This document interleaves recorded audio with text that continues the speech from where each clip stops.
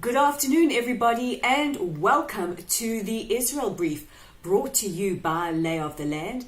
I'm your host, Jolene Marks, bringing you today's top stories. And the state of Israel and the people of Israel join millions around the world in expressing our shock and our sorrow at the burning of the sacred Notre Dame Cathedral in Paris, in France. Messages of solidarity have been sent to President Macron and to the French people from President Rivlin Benjamin Netanyahu, our Prime Minister, and the acting Foreign Minister Israel Katz. We are all in absolute shock at the devastation of this magnificent cathedral, 850 years old, which has been such a symbol of culture, of art, of the sanctity of religion, and of course for the people of France.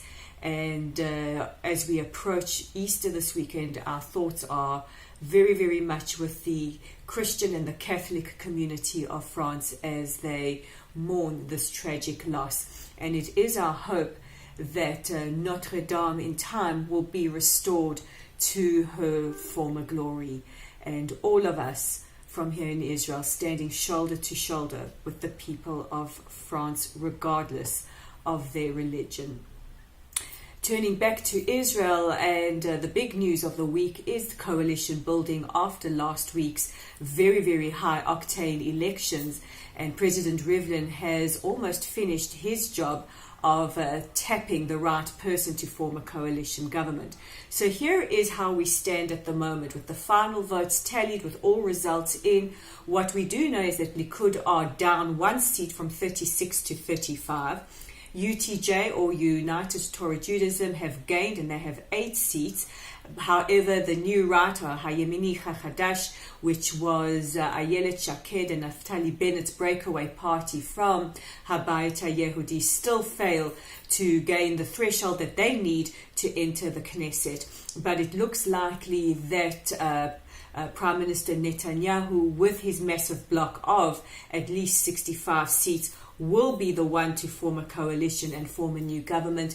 This in contrast to Benny Gantz, Kachol V'Levan, who has only 45 seats and is likely to join the opposition. So this is where we are holding at the moment, and if there are any major changes, you can be sure that they will be reported right here on the Israel Brief. And finally, as you know, we still wait for the Trump peace plan to be revealed to us. As we mentioned in the brief yesterday, it is likely that it won't include a mention of a Palestinian state, but will rather look to economic incentives and words like autonomy rather than sovereignty.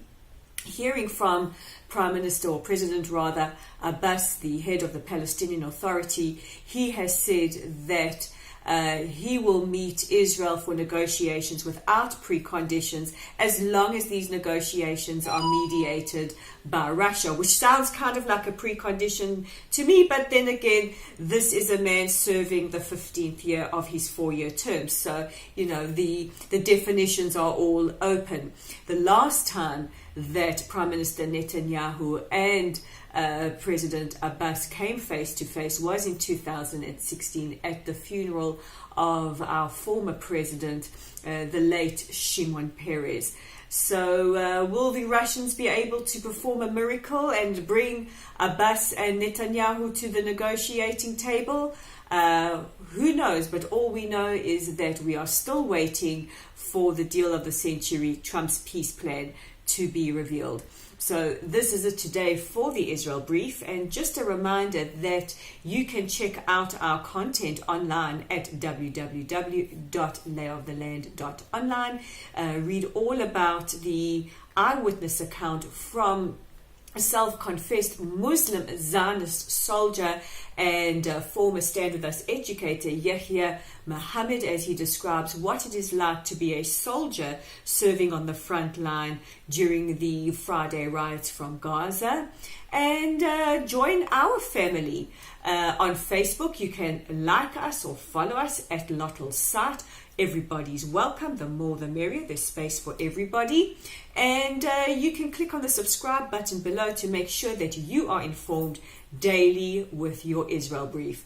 I'm Rolene Marks for today's edition of the Israel Brief.